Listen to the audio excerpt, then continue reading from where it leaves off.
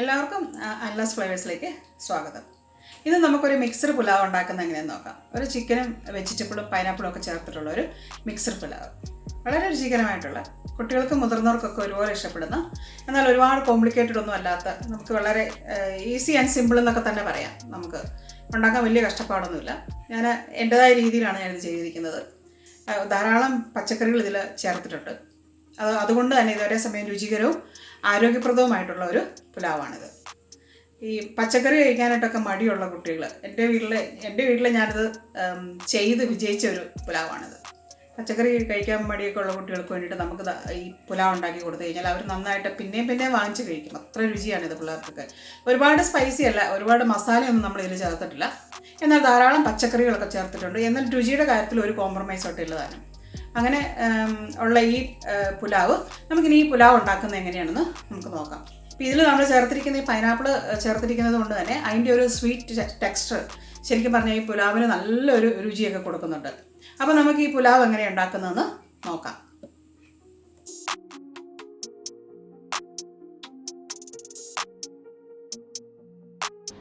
ഇനി നമുക്ക് നമ്മുടെ മിക്സഡ് പുലാവിന് വേണ്ട ഇൻഗ്രീഡിയൻസ് ഇതൊക്കെയാണെന്ന് നോക്കാം. പച്ചമുളകും ഇഞ്ചിയും വെളുത്തുള്ളി ഞാൻ ആദ്യം എല്ലാം ഇൻഗ്രീഡിയൻസിന് കോളത്തിൽ കൊടുത്തിട്ടുണ്ട്. അതുപോലെ തന്നെ സവാള അരിഞ്ഞത് 2 എണ്ണം, തക്കാളിക്ക് അരിഞ്ഞ 2 എണ്ണം, മല്ലിയില അരിഞ്ഞത്, അതുപോലെ തന്നെ പുതിനയിലയും അരിഞ്ഞത്, പിന്നെ ഒരു ചെറിയ സ്പൂൺ മഞ്ഞൾപ്പൊടി, ഒരു ചെറിയ സ്പൂൺ മുളക് പൊടി, 2 സ്പൂൺ ഗരം മസാലപ്പൊടി, പിന്നെ ഇത്തിരി ചിക്കൻ ഉപ്പും മഞ്ഞളും ചേർത്ത് വേവിച്ച് പിച്ചിക്കീറി വെച്ചിരിക്കുന്നതാണ്. ഇനി നമുക്ക് 1 കപ്പ് പൈനാപ്പിൾ ഇതുപോലെ ചെറിയ കഷ്ണങ്ങളാക്കിയത്. ഇനി നമുക്ക് നമ്മുടെ റൈസിനും വെജിറ്റബിൾസും ഏതൊക്കെയാണെന്ന് നോക്കാം.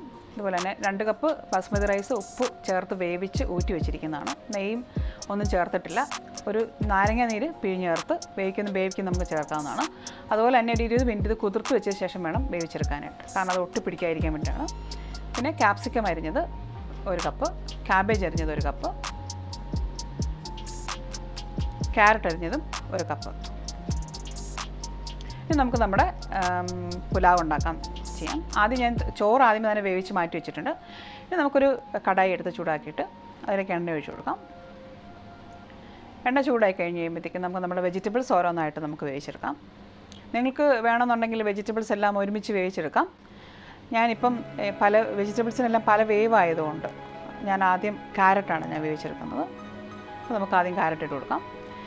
വെജിറ്റബിൾസ് എല്ലാം നമ്മൾ വഴറ്റിയെടുക്കുമ്പോഴത്തേക്കും വഴറ്റുന്ന കൂട്ടത്തിൽ തന്നെ അല്പം ഉപ്പ് ചേർത്ത് വേണം വഴറ്റാൻ.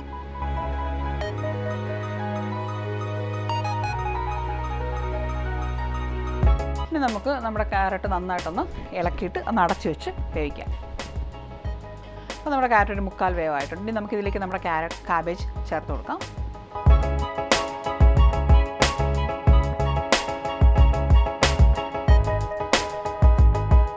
ഈ കാബേജ് ചേർത്ത് ഇതുപോലെ തന്നെ നമുക്ക് നന്നായിട്ടൊന്ന് മിക്സ് ചെയ്തിട്ട് ഒന്ന് അടച്ചു വെച്ച് അതുപോലെ തന്നെ 2-3 മിനിറ്റ് ഒന്ന് വേവിച്ചെടുക്കാം. ഇനി നമ്മുടെ അടുത്തായിട്ട് ക്യാപ്സിക്കാണ് ഞാൻ ഈ വേവിച്ച് വെച്ചിരിക്കുന്ന പച്ചക്കറികൾ ഡയറക്റ്റ് നമ്മൾ വേവിച്ച് വെച്ചിരിക്കുന്ന ചോറിലേക്ക് അങ്ങ് ഇട്ട് കൊടുക്കുകയാണ് ചെയ്യുന്നത്. അപ്പോൾ നമ്മുടെ ക്യാപ്സിക്കം വെന്തിട്ടുണ്ട്. ഇതെല്ലാം കൂടെ നമ്മുടെ ചോറിലേക്ക്, നമ്മുടെ വെജിറ്റബിൾസ് എല്ലാം നമ്മൾ വഴറ്റി നമ്മൾ നേരെ ചോറിലേക്കാണ് ഇട്ട് കൊടുക്കുന്നത്. ഇനി നമുക്ക് നമ്മുടെ പുലാവിന് വേണ്ട മസാല തയ്യാറാക്കാം. അതിലേക്ക് നമ്മുടെ വീണ്ടും അതേ ചട്ടി തന്നെ എടുത്താൽ മതി. അത് ചൂടാക്കി അതിലേക്ക് കുറച്ച് എണ്ണ ഒഴിച്ച് കൊടുക്കാം. ഇനി നമുക്ക് നമ്മുടെ മസാലയ്ക്ക് വേണ്ട സവാള ഇട്ട് കൊടുക്കാം. സവാള അരിഞ്ഞത്,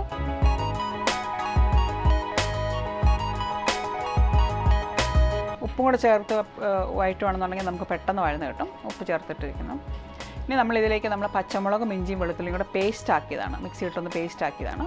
അതും കൂടി ഇട്ടിട്ട് നമുക്ക് നന്നായിട്ടൊന്ന് ഇളക്കി കൊടുക്കാം. അതിൻ്റെ പച്ചമണം ഒന്ന് മാറിക്കിട്ടാൻ വേണ്ടിയിട്ട് ഒരു 1-2 മിനിറ്റ് നന്നായിട്ടൊന്ന് ഇളക്കി കൊടുക്കുക. അത് നന്നായിട്ട് അതിൻ്റെ പച്ചമണമൊക്കെ മാറി വന്നിട്ടുണ്ടെങ്കിൽ നമുക്ക് നമ്മുടെ ടൊമാറ്റോസ് ചേർത്ത് കൊടുക്കാം. ടൊമാറ്റോയോട് ചേർത്തിട്ട് നന്നായിട്ട് വെന്ത് നല്ലൊരു പേസ്റ്റ് പരുവാകുന്നതിന് വരെ നന്നായിട്ട് വഴറ്റി കൊടുക്കാം. അപ്പം നമ്മുടെ ടൊമാറ്റോസും നന്നായിട്ട് വെന്തിട്ടുണ്ടെങ്കിൽ ഇതിലേക്ക് നമുക്ക് നമ്മുടെ പൈനാപ്പിൾ ആഡ് ചെയ്ത് കൊടുക്കാം. ഇനി നന്നായിട്ട് ഇതെല്ലാം ഒന്ന് മിക്സ് ചെയ്ത് കൊടുക്കാം.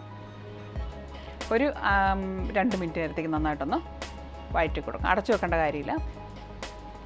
ഇനി ഇതിലേക്ക് നമ്മുടെ പൊടികൾ നമ്മൾ ചേർത്ത് കൊടുക്കുകയാണ്. മഞ്ഞൾപ്പൊടി ചേർത്ത് ആദ്യം നന്നായിട്ടൊന്ന് വഴറ്റി കൊടുക്കുക. നമുക്ക് നമ്മുടെ മുളക് പൊടി ചേർക്കാം. അതിനുശേഷം വീണ്ടും ഒന്നുകൂടെ നന്നായിട്ട് ഇളക്കി കൊടുക്കുക. ആ പച്ചമണം ഒന്ന് മാറിക്കഴിഞ്ഞ് കഴിയുമ്പോഴത്തേക്കും നമുക്ക് നമ്മുടെ ഗരം മസാലയും കൂടെ ചേർത്ത് കൊടുക്കാം. നമ്മുടെ പൊടികളെല്ലാം കൂടെ നന്നായിട്ട് ഒന്നും കൂടെ മിക്സ് ചെയ്ത് കൊടുക്കുക.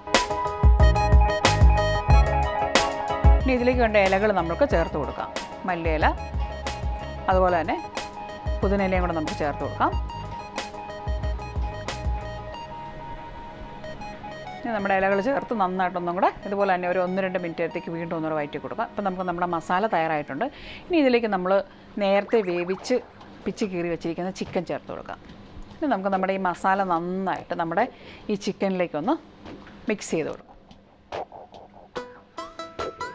അപ്പോൾ നമ്മുടെ മസാല നന്നായിട്ട് നമ്മുടെ ചിക്കനിലേക്കൊക്കെ പിടിച്ച് വന്നിട്ടുണ്ട്. ഇനി നമുക്ക് ഈ തയ്യാറാക്കിയിരിക്കുന്ന ചിക്കൻ മസാല നമ്മുടെ പുലാവിലേക്കും വെജിറ്റബിൾസിലേക്കും, പുലാവ് റൈസിലേക്കും വെജിറ്റബിൾസിലേക്കും നമുക്ക് ആഡ് ചെയ്ത് നന്നായിട്ടൊന്ന് മിക്സ് ചെയ്തെടുക്കാം. ഇതിലേക്ക് വേറെ ഇനി പ്രിപ്പറേഷൻ ഒന്നുമില്ല. നമ്മുടെ റൈസ് ഇപ്പോൾ റെഡി ആയിട്ടുണ്ട്. ഇനി വീണ്ടും നമ്മൾ ഇതുപോലെ നമ്മുടെ പാത്രം ഒന്ന് അടച്ച് ഒരു 3 തൊട്ട് 5 മിനിറ്റ് വരെ ഒന്ന് ചെറിയ തീയിൽ ഒന്ന് വേവിച്ചെടുക്കുക.